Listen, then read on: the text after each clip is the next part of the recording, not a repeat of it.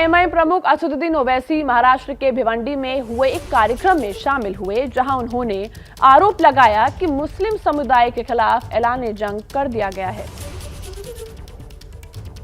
हमारी हर तहजीब की हर निशानी को मिटाना चाहते हैं, हर चीज को मिटा देना चाहते हैं। असदुद्दीन ओवैसी के सामने जहालत मत दिखाओ, तुमको आईना दिखा दूंगा मैं, याद रखो। ओवैसी ने महाराष्ट्र के भिवंडी में बीजेपी से सियासी अदावत की सारी हदें पार कर दी। उन्होंने यहां तक कह दिया कि बीजेपी और आरएसएस ने मुस्लिम समुदाय के खिलाफ ऐलान जंग कर दिया है।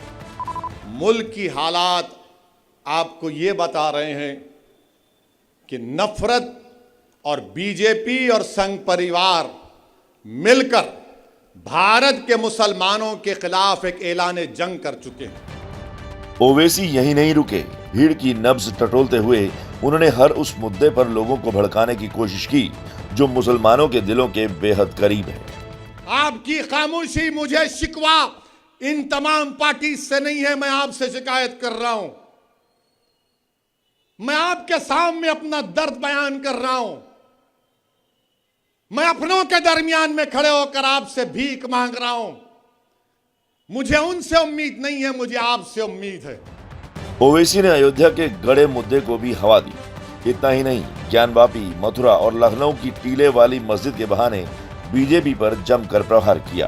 अच्छा, अब हैरत की बात यह है कि जब मैं ज्ञानवापी मस्जिद के बारे में कहा कि बाबरी मस्जिद की तरह इसको छीनने की कोशिश की जा रही है, तो सोशल मीडिया पर संघ परिवार के लोगों ने कह दिया, ए ओवैसी तो इसके पूर्वज ब्राह्मण थे।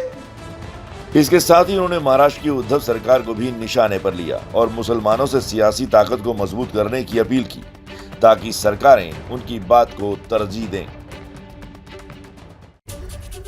वहीं एआईएमआईएम नेता असदुद्दीन ओवैसी के दिए भड़काऊ बयान पर सियासी घमासान भी अब शुरू हो गया है। बीजेपी और शिवसेना ने उनके बयान पर पलटवार किया है।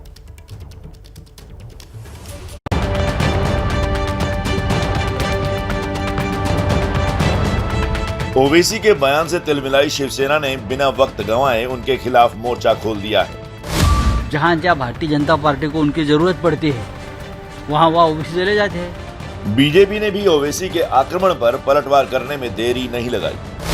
असदुद्दीन ओवैसी पगला गया है, वो कुछ नहीं कर सकता, उसको तो देश के बाहर निकाल देना चाहिए। ये सियासी बवाल ओवैसी के उन बयानों के बाद शुरू हुआ जिनमें उन्होंने उद्धव सरकार और बीजेपी दोनों को मुस्लिम विरोधी करार दिया।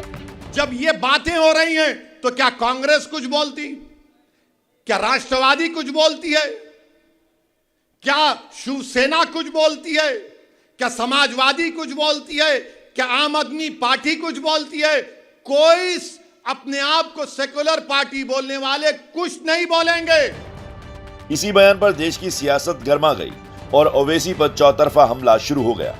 सबसे पहले बीजेपी की तरफ से विनय कटियार ने मोर्चा संभाला। मुसलमान तो नमाज पढ़ता ही था, औरंगजेब ने जबरदस्ती कब्जा करके रखा था, तो ऐसी स्थिति में तो वहाँ पर अब मुसलमानों को प्रवेश करने की भी अनुमति नहीं होनी चाहिए। असदुद्दीन ओवैसी पगला गया है, वो कुछ नहीं कर सकता, उसको तो देश के बाहर निकाल देना चाहिए। इसके बाद ओवैसी के हमले से गुस्साई शिवसेना भी सामने आई और ओवैसी पर लोगों को भड़काने का आरोप लगा दिया। जहां जहां भारतीय जनता पार्टी को उनकी जरूरत पड़ती है, वहां ओवैसी चले जाते हैं। ये उनका इतिहास है। तो अब भिवंडी में भी उनको बुलाया गया है, लगता है मुझे, ओवैसी हो या और कोई हो। अगर कोई हमारे राज्य में जहर फैलाने का काम करेगा तो भिवंडी के जो मुस्लिम भाई है वो ओवैसी को समर्थन नहीं देंगे। ओवैसी ने महाराष्ट्र के भिवंडी की सभा से प्रधानमंत्री मोदी से बीजेपी नेताओं के मुस्लिम विरोधी बयान को रोकने की अपील की।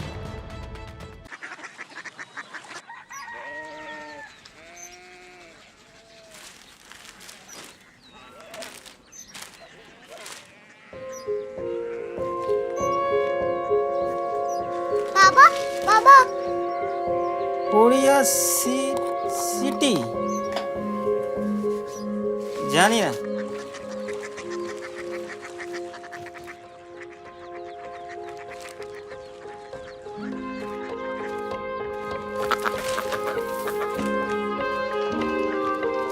Korea city? हाँ।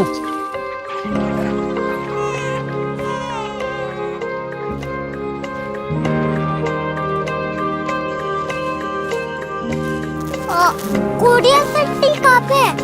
शहर अंग्रेजी लगे हैं।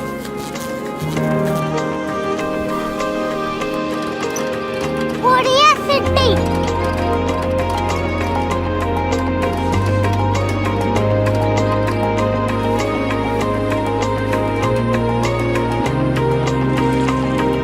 वो बहुत दूर है।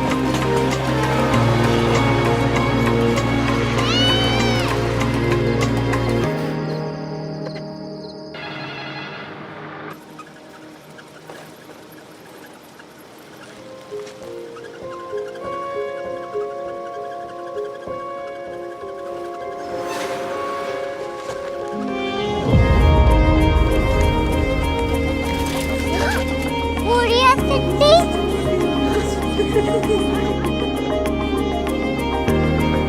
दुनिया कुछ लोग बड़े होते हैं। क्यूरियोसिटी कहाँ है? प्रोफेसर साहब को पता होगा। हो, ये छोटा वाला ग्लोब लगता है और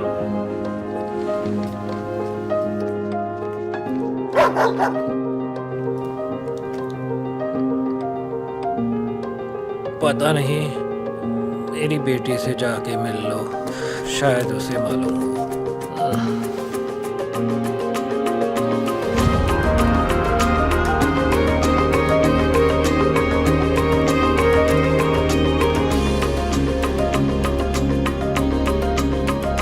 हाय, बाबा ने भेजा है। Come here. Curiosity. Korea city नहीं, क्यूरियोसिटी। वो क्या? That's what brought you here. जो तुम्हें यहाँ तक ले आया। क्यूरियोसिटी।